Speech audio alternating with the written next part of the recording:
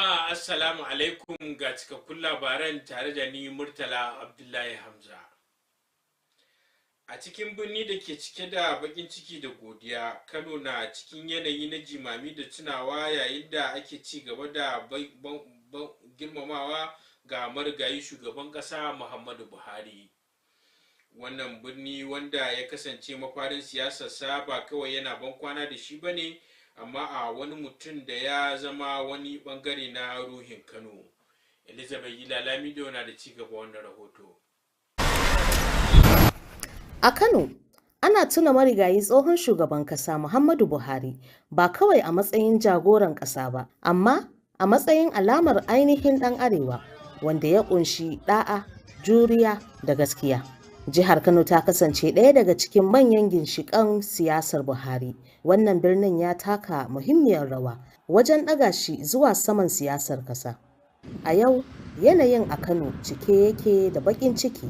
Ana kaɗa tutoci a rabin sanda, wata alama mai nuni da jimami da girmamawa ga mutum da tasirinsa ya wuce siyasa kaɗai.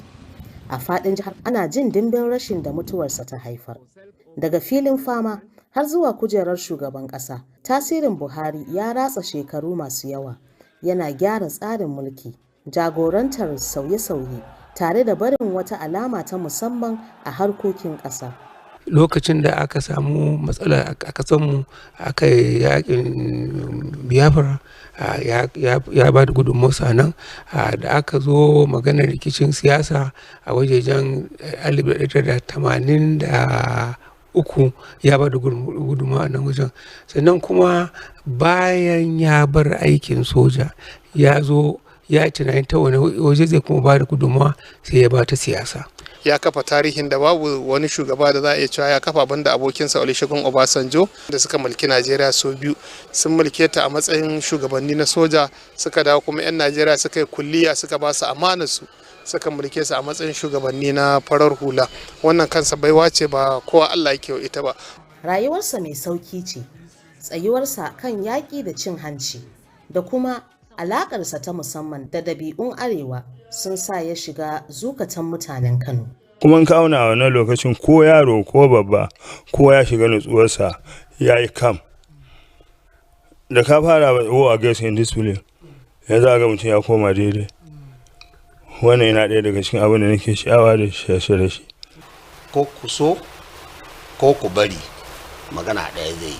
In kun so ku bi, in ba ku so ba ruwanku. Ni akan wannan nake matukan ƙaunarsa. Yayin da ka sake ci gaba da alhini, mutanen Kano na nuna girmamawa da ladabi. Girmamawarsa na fitowa ne ta cikin godiya, addu'o'i da tunawa ga wani shugaba da rayuwarsa ta haɗu da al'adun da siyasar wannan yankin. Elizabeth Lamido, labaran NTA. To Ubangiji Allah gafarta masu.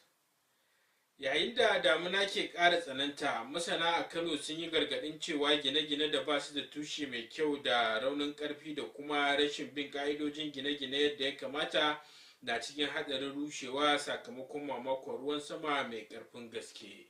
Musbawa Hassan na da ci gaba wannan rahoto. A kowane lokacin damina akwai barazanar gine-ginen da ba a gina su da aminci ba su zama tarkon mutuwa, yayin da mamakon ruwan sama ke ƙara raunana gine-gine. Haɗarin rugujewar su kwatsam yana ƙaruwa sau da yawa tare da mummunan sakamako ga mazauna da guraren sana'a. Yawancin waɗannan gine-ginen ko dai tsofaffi ne, an gina su da kayan da ba su da inganci, ko kuma an gina su ba tare da ingantaccen sa ido ba. Sakamakon abin da ya sa yawan mafi yawancin gini masu ke faduwa a irin wannan lokaci na damuna, sakamakon ruwa yana bi irin ta gefe. Idan ya zama da cewa katanga duk kwarinta inda ruwa zai dinga bi ta gefenta, to zai dinga kashe ta ne, saboda duk karfinta sai ta faɗi. Yana da kyau idan ya zama da cewa an gina katanga ya zama da cewa an yi ciko a jikinta, ruwa in ya zo ba zai ratsa jikinta ba. Amma gama ruwan kawai sai rabi ya dan zubo ko wani guri ya dan faɗo haka, amma dai gaskiya ba wanda ya taba yanzu ba kowa ma a cikin, kowa ya riga ya tashi. A yanzu hukumomi suna kira ga masu kadarori da su yi duban tsanaki a kan tsarin gine-ginen su akai-akai, tare da bin ka'idojin gini don kawar da irin waɗannan bala'o'i. To, kina da nake duka masu gine-gine a jihar Kano shine na ɗaya dai a bi ka'ida. Kana da fili ko awon igiya dai kake da shi, da Allah ka fito ka kawo nan nabda a baka approval ko yaya ne a sani ga irin ginin da za ka yi, saboda irin in an san irin ginin da za ka yi an san yadda za a yi ma rescue mutanen da in irin wannan abin ya faru. An kuma buƙaci mazauna yankuna da su ba da rahoton duk wata tsagewar gini da ake gani da bangon da ya karkace ko sauye-sauyen da ba a saba gani ba a cikin gine-gine ba tare da ɓata lokaci ba. Yayin da ake ci gaba da ruwan sama, ɗaukar mataki da wuri da taka tsantsan na iya kare rayuka da dukiya. Misbah Hassan, labaran NTA. To a nan kuma mazauna unguwar Jaba da ke karamar hukumar Fage sun mika kukansu ga gwamnatin jiha kan matsalar hanyoyin shiga unguwar da suka daɗe suna fama da shi na tsawon shekaru. Masu zuwa da fita daga unguwar na fuskantar kalubale sakamakon lalacewar hanyoyi, lamarin da ke ƙara tsananta musamman a lokacin damuna. Muhammad Ibrahim na da cigaba wannan rahoto. Ga al'ummar unguwar Jaba da ke jihar Kano, samun dama shiga gidajensu na zuwa da kalubale a kullum. Hanyar shiga unguwar, wadda ita kaɗai ce, ta daɗe tana cikin matsanancin yanayi. A lokacin damuna, lamarin na ƙara dagulewa yayin da hanyar ke komawa cike da ruwa da laka wanda ke hana motocin hawa da ma mutane wucewa cikin sauƙi. Wannan hanya da ke amfanar da mazauna yankin da dama har yanzu ba ta samu gyara ba. Yaran makaranta, 'yan kasuwa da ma'aikata na samun tsaiko na zuwa wuraren aikinsu da ma makaranta. Sun roƙi gwamnatin jihar Kano, hukumomin ƙananan hukumomi da kuma masu hali a yankin da su ɗauki matakin gyara wannan hanya cikin gaggawa. An yi ruwa ba ɗan kaɗan ba, wanda kuma hanyoyin ruwan da ya gaba ɗaya gaskiya sun yi wa ruwan kaɗan. Ina roƙar gwamnati saboda hanyar Jaba ɗin nan, ni kamar ni yanzu ni mai aikin hannu ne, lokacin da ban da abun hawa na ta da sau cewa zan je Jaba daga Ibo Road a nan wurin, a wahali in samu keke da zai kawo ni Jaba, ko kuma na samu suna bani kuɗi da yawa da Allah na roƙar gwamnati su taimaka muna su zo su gyara muna hanyar Jaba ɗin nan. Ƙoƙarin ji ta bakin ma'aikatar ayyuka da ababen more rayuwa ta jihar Kano bai samu nasara ba har zuwa lokacin haɗa wannan rahoto. Sai dai al'ummar unguwar Jaba na fatan muryoyinsu za su kai inda ya dace a wannan karan. Muhammad Ibrahim, labaran NTA. To a nan kuma halin da tashoshin mota ke ciki a Kano ya zama wani abin damuwa musamman a lokacin damuna. Fasinjoji da direbobi na fuskantar kalubale wajen gudanar da harkokinsu na yau da kullum sakamakon ruwa da rashin ingantattun gine-ginen hanyoyi. Binta Adamu ta ziyarci tashar mota ta 'yan kaba ga kuma rahoton da ta haɗa mana. Tashar motoci na da muhimmanci a inda matafiya da direbobi ke haɗuwa, da matafiya kuma su shiga motocin haya domin a kai su inda suke da buƙata. A ziyarar da labaran NTA ta kai tashar 'yan kaba na nuni da cewa matafiya da direbobin na ci gaba da kokawa bisa yanayi mara daɗi na tashar take ciki. Ta lokacin damuna muna fuskantar ɓacin rai duba da yanayin tashar ma ba wajen fakin saboda ruwa yana jajjagula tashar gaba ɗaya. Kamar yanayin gurin fakin wani guza ka ga ana shigowa ana zubar da bola ba ciko a gurin, ruwa zai taru wata hanyar ma za ga daga cikin tashar ba za ta biyu ba. To yanayin tasha la'alla tana buƙatar gyara, ya kamata gwamnati ta shigo ciki. A inda suke gode wa ƙoƙarin gwamnati wajen cike waɗansu ramuka a tashar, da yawa daga cikinsu sun sake roƙo ga gwamnati da ta sake shigowa domin kammala gyaran tashar domin su sami sauƙi musamman a wannan yanayi na damina. Binta Adamu, labaran NTA. To jama'a, labaran suna zuwa muku ne daga nan gidan talabijin da NTA Kano. Labaran za su ci gaba bayan wannan.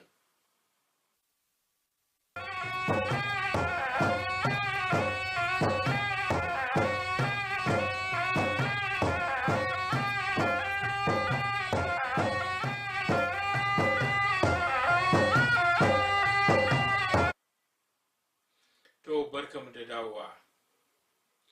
Yayin da shirye-shiryen kakar gasar Premier ta Najeriya ta shekara na 2025-2026 ke ƙara karatowa, ƙungiyar ƙwallon ƙafa ta Kano Pilas ta sanar da ƙulla wata sabuwar ƙawance da sashen Hausa na Radio France International. Wannan haɗin gwiwa na da nufin ƙarfafa yaɗa labarai, bunƙasa shaharar ƙungiyar a ƙasa da ma ƙasashen waje. Awal Salisu na da cigaban wannan rahoto. Yarjejeniyar da aka ƙulla wata sabuwar dama ce ga ƙungiyar Kano Pilas domin ƙara ƙarfafa sunanta da bunƙasa shahararta a ciki da wajen ƙasar nan. A ƙarƙashin wannan yarjejeniya, tashar Radio France International za ta bayar da cikakken rahoto da watsa shirye-shiryen da suka shafi Kano Pilas a tsawon kakar wasan. Baya ga tallafin yada labarai, yarjejeniyar ta kuma kunshi samar da rigunan wasa da kayan horo ga duk 'yan wasan ƙungiyar. Wannan zai taimaka wajen ganin cewa 'yan wasan na da isassun kaya tare da ƙara jaddada martabar ƙungiyar a fili da kuma bayan fage. Shugaban gudanarwa na ƙungiyar Kano Pilas Ahmad Musa tare da wakilan Radio France International sun bayyana wannan haɗin gwiwa a matsayin matakin da ya dace kuma wanda zai ƙara ƙarfin gwiwa da hazaƙa a cikin ƙungiyar. A kowane wata za su dinga zuwa suna koyar da masu media team namu abubuwan da ya kamata da kasan ana ci gaba, akwai sababbin abubuwa da ban sani ba. Yasa ba ma labarai ba yadda za ka yi kaji labaran harafin Hausa na kowane lokaci ba ka ja kira labarin Kano ko da guda ɗaya. Sun bayyana cewa wannan haɗin gwiwa zai taimaka wa Kano Pilas wajen samun nasara a kakar wasanni mai zuwa da ma bayanta. Awwal Salisu, labaran NTA. To sai kuma bangaren rahotannin wasannin namu na yau.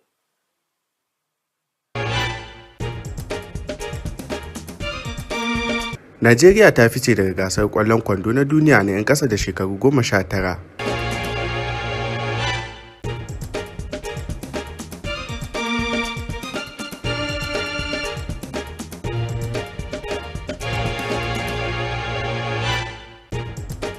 Tsohon kocin Super Eagles Monday Sinclair ya rasu a shekaru 88.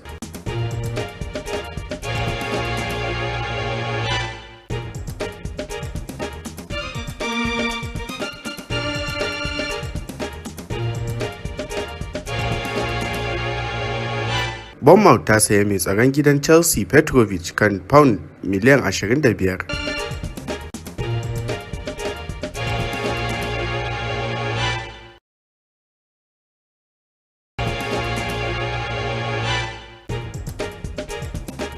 An dakatar da 'yar wasan tennis na Birtaniya Mo na shekaru 4 bisa amfani da ƙwayoyi.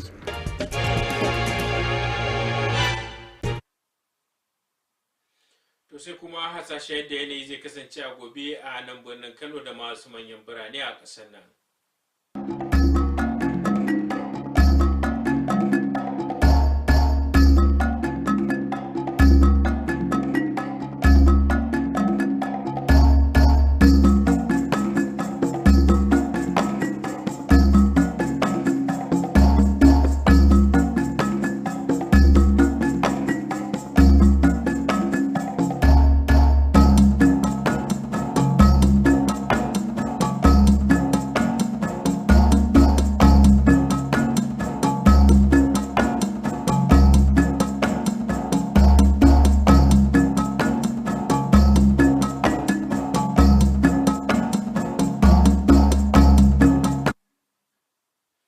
Sai kuma sakon masana na yau.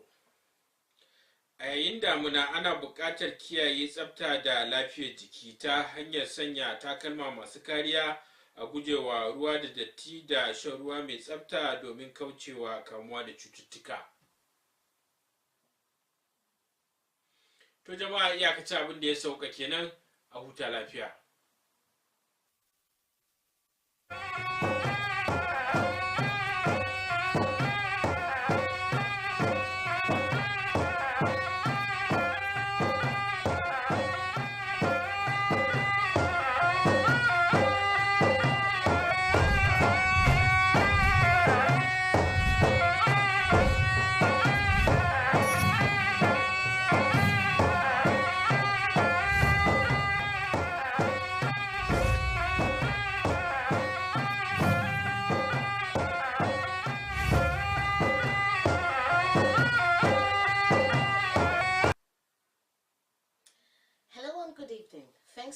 us on the news on NTA Kano.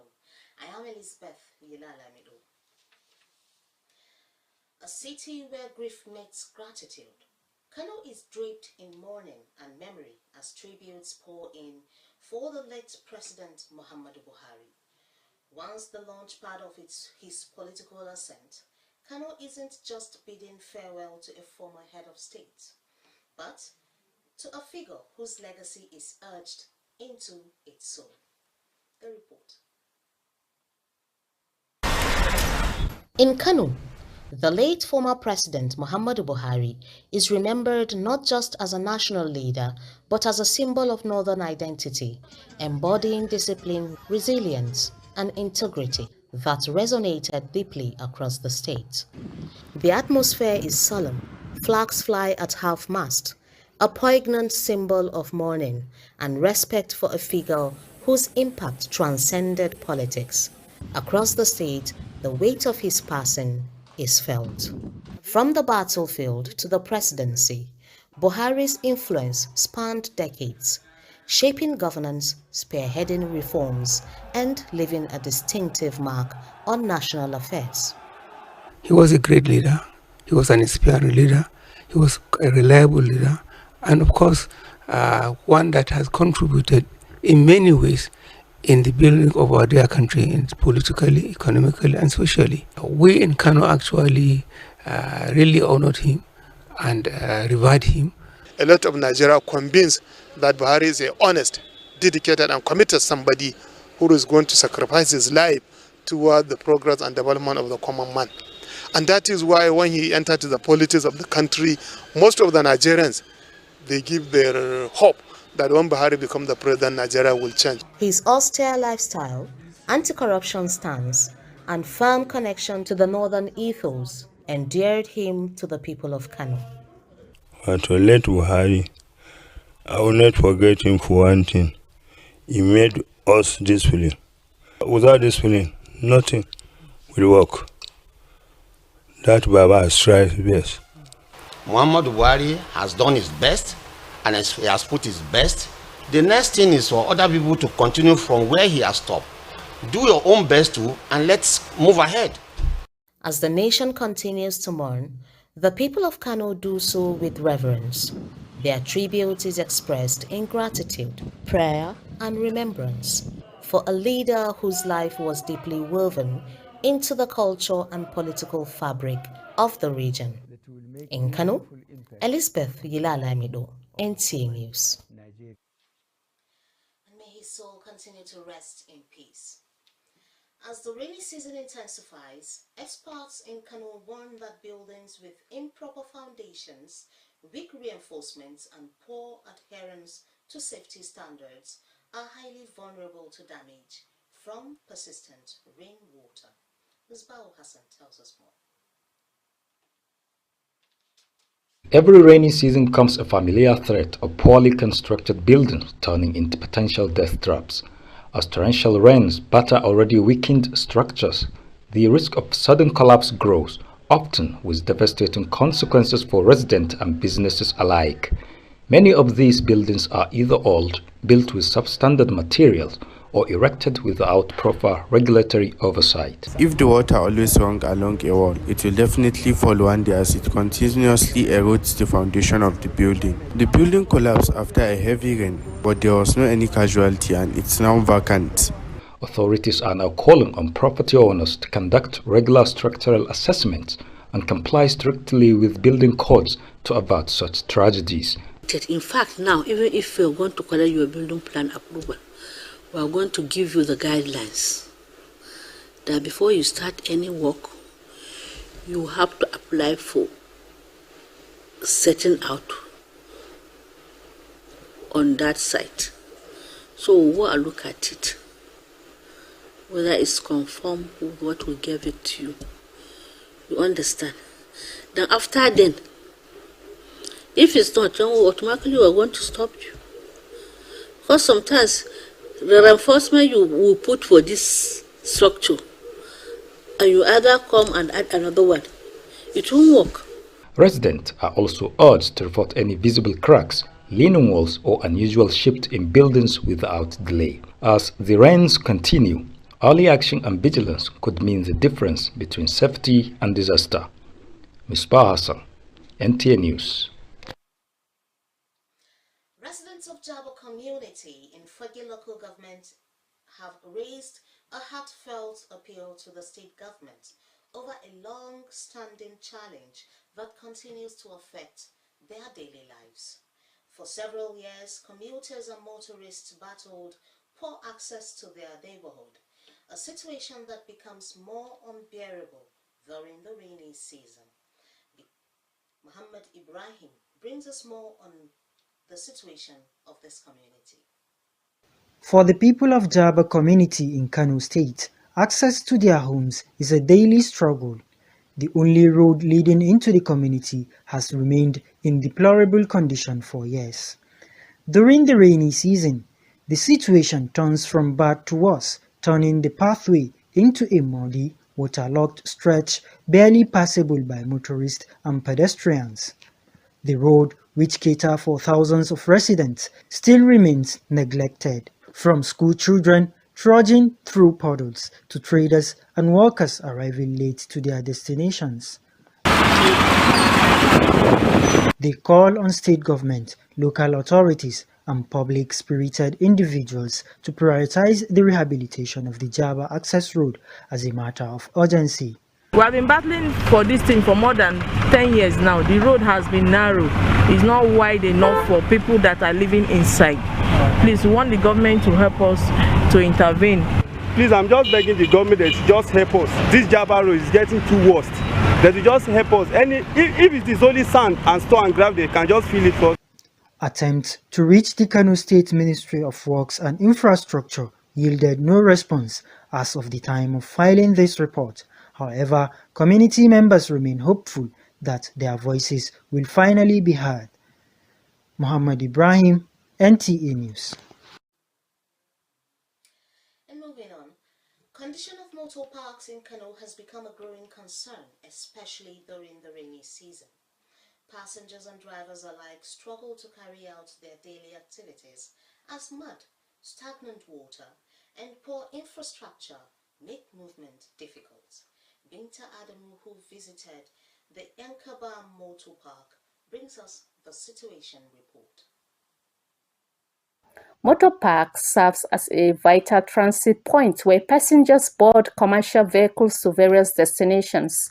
A visit by NTA News to Yankaba Motor Park reveals that both passengers and drivers are lamenting the poor condition of the facility. We travelers find it difficult to motor park during this rainy season.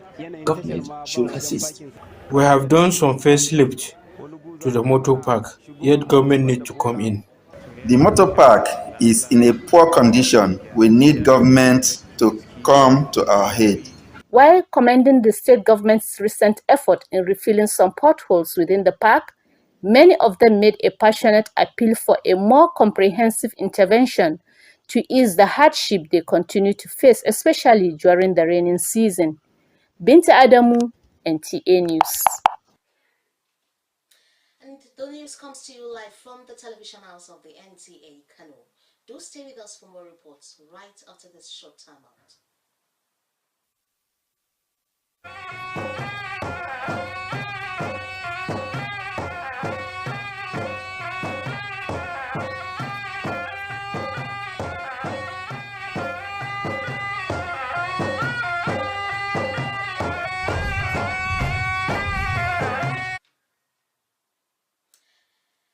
As preparations intensify for the 2025-2026 Nigeria Premier Football League season, Kano Pillars Football Club has announced a strategic partnership with the Hausa service of Radio France International.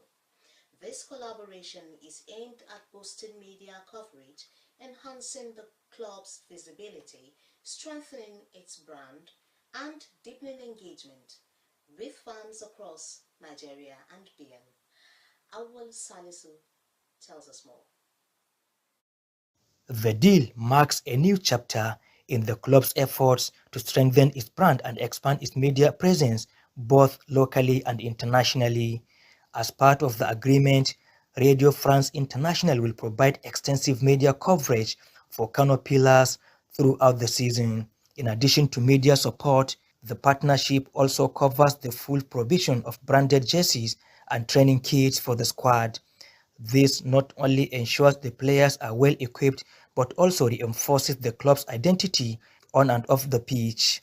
General Manager of Kano Pillars Football Club, Ahmed Musa, and representatives of Radio France International have described the partnership as a timely and strategic move that will boost morale and enhance professionalism within the team. It's not everything about money. When you have a passion of what you are doing, you just keep on doing it. For me, I love this club with all my heart. We are looking at different ways to support the fan base with maybe with T-shirts or other things, but this is something that we're still thinking about how to strategize with the general manager and the communications team. So they express confidence that this collaboration will contribute to a successful campaign for Kano Pillars in the upcoming Nigerian Premier Football League season. In Kano, Awal Salisu, NTA News. And up next is the sports update as compiled by our sports correspondent.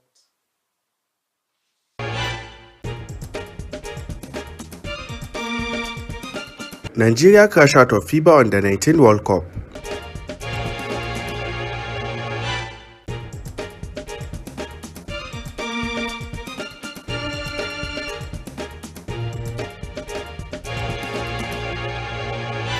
Former Super Eagles coach Monday Sinclair dies at 88.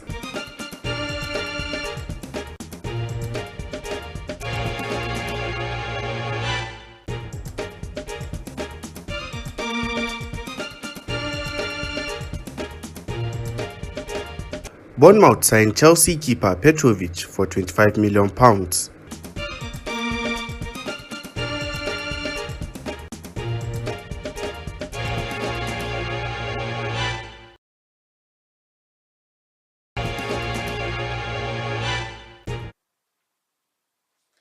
And up next is the weather predictions for tomorrow in Kano and some selected cities across the country.